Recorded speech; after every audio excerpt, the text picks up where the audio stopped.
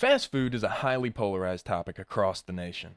Everyone has a different opinion on their favorite slot palace, the most notable being an extensive list of overrated grease troughs that honestly don't deserve the high standard that comes with their name.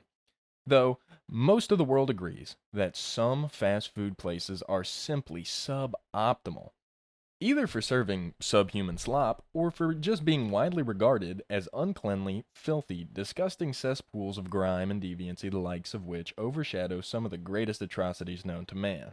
This makes it very surprising that given the wide divide in quality, people seemingly cannot make up their minds on what fast food places are genuinely good. Honestly, no one can have a civil conversation on the topic of fast food, and most arguments go one of two ways.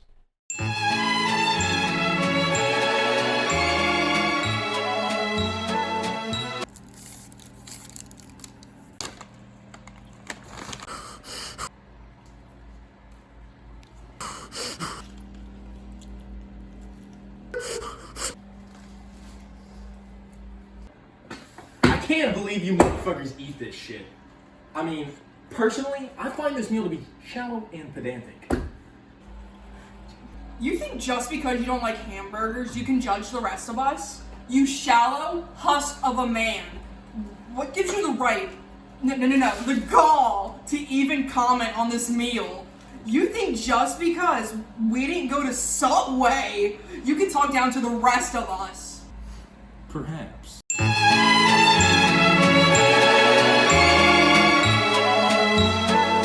You like Wendy's? They're okay. I like Taco Bell. Well, their social media presence was a little too new wave for my taste.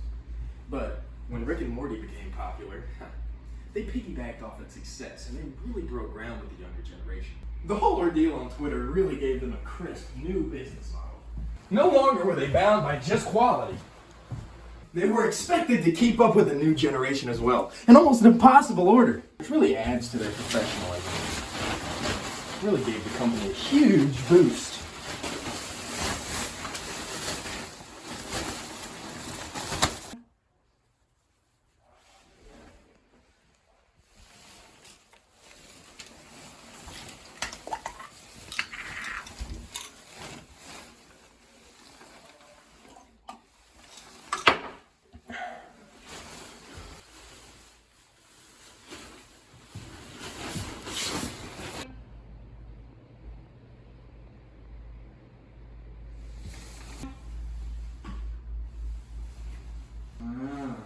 Yes, Logan?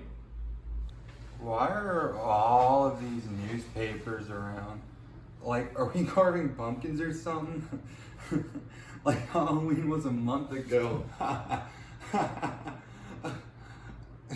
Is that like a Tyvek suit or something? No, yes it is! But what really amazes me is that their greatest achievement was at the start of the company. In a move that can only be considered as marketing genius, they made the patties square instead of round so that they could use their famous slogan that they never cut corners.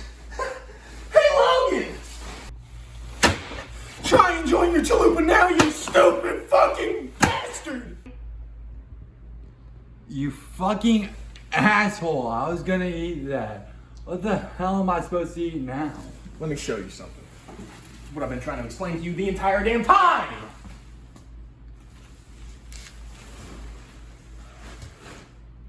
Other than trite garbage, found footage-esque anecdotal evidence, how can I convince you, the viewer, that the masses don't have a clue what they're talking about? Well, cue the interview section.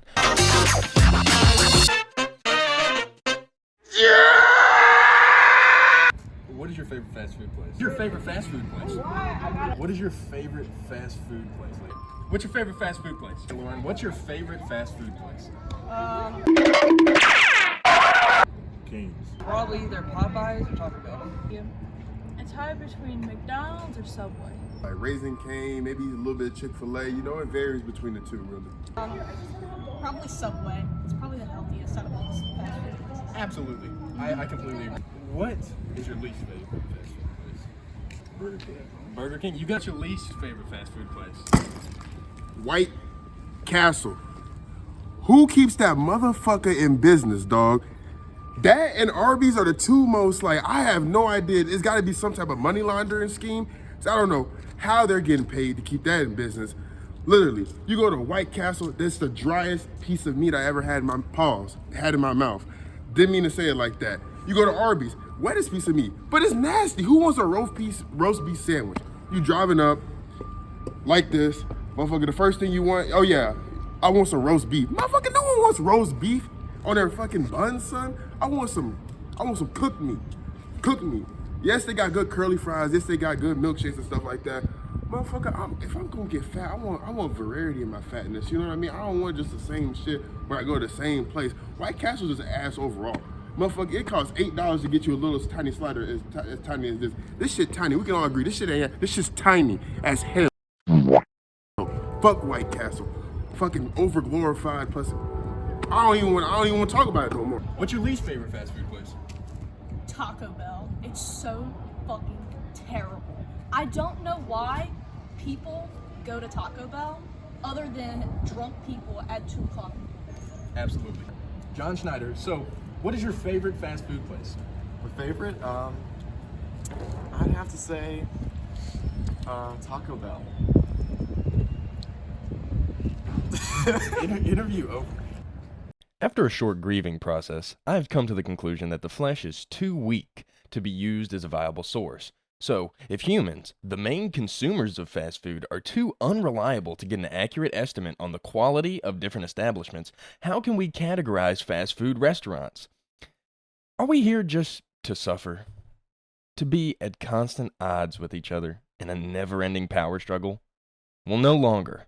Seeing that people cannot come to a consensus, I have created an unbiased system that places fast food places into categories based on a set of laws. Welcome to fast food, the good, the bad, and the ugly.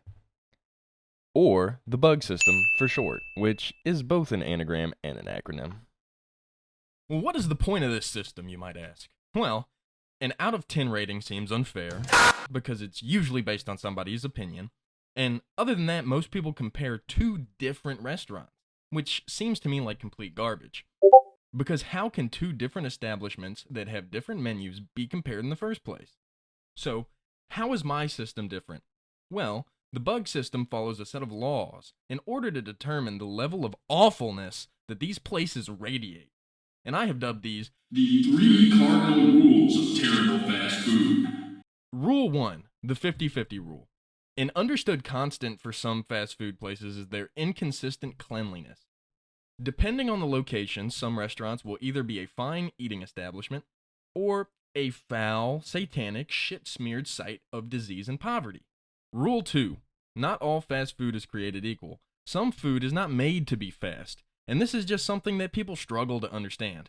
Some food items are simply too greasy, too sloppy, or just too moist in general to stand with structural integrity for more than an hour. This is even more apparent when you bring it home with you. Imagine buying a frown-shaped food item from an unnamed business with a big magenta bell slapped on the front of their building. You pull up to the drive-thru, amazed at the apparent lack of a line. You order, pay, and begin the drive home. The smell, it makes you salivate because you have not eaten all day. You park, you grab the food, you open the door, you put the item on the counter and look into the bag, hoping to find the meal you had ordered. Instead, you are met with a Junji Ito-style horror that ruins your appetite. But with no other choice, because it's midnight, nothing's open anymore, you choke down on the cold meat that glazes your tongue with film and the awful floppy taco shell that slides down your pre-lubed gullet. And you know, that's not something that's happened to me. That's just hypothetical. I'm like, I'm unbiased here. Anyways, rule 3, good social media representation does not equal good food or even decent food. This rule also applies to the classic bandwagon trends of liking a place just because it's popular. If a restaurant follows all 3 of these rules, they belong in the B category. This also applies if they follow a consistent mix of 2 of these rules. The U category is mostly for rules 1 and 2. Now, the G category is specially for fast food places that rise above these rules, except for certain circumstances, such as one misnomer in the chain being terrible. Because one bad place does not mean that all places with the same name are bad. Now, with these rules in place, we can finally start categorizing fast food places. Little Caesars goes in the U category. Sometimes follows Rule 2, sometimes it's a little dirty. Their food travels well, and their representation online and in advertisements is fitting to the quality of the food.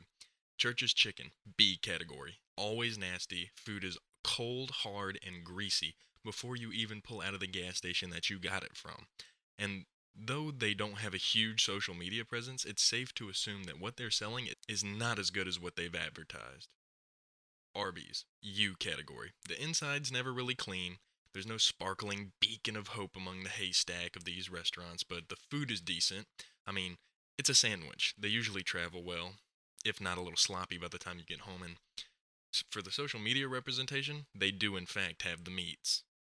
Firehouse Subs, G category. Food on point, floor spotless. Supporting the firemen? Yes, sir. Chick-fil-A, G category. Always clean. Food is always good, doesn't fall apart on the way home. But it is sad that eating their sandwiches makes you homophobic. I mean, it is kind of bussin'. FR. Burger King, B category. No contest. I've never set foot in a Burger King that didn't look like a crack house with food to match.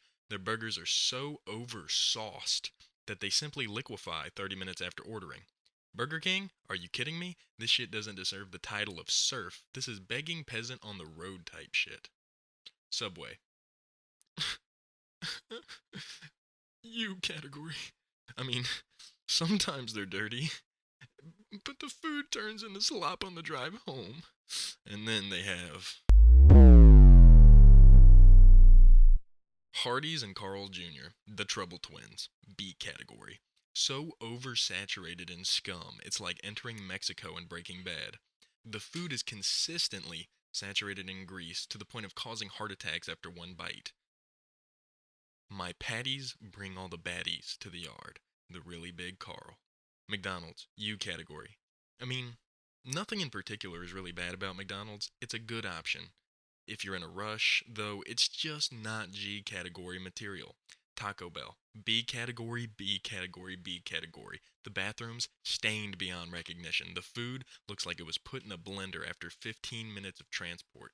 And no amount of truffle, nacho cheese, cruncho lupa marketing will ever make up for the horrors beyond the front door.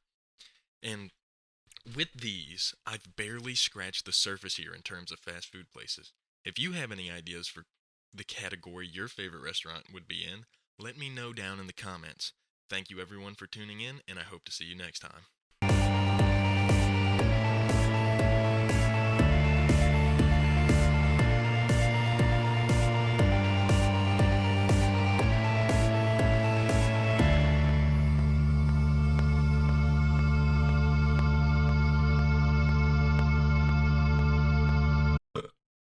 Oh, good heavens.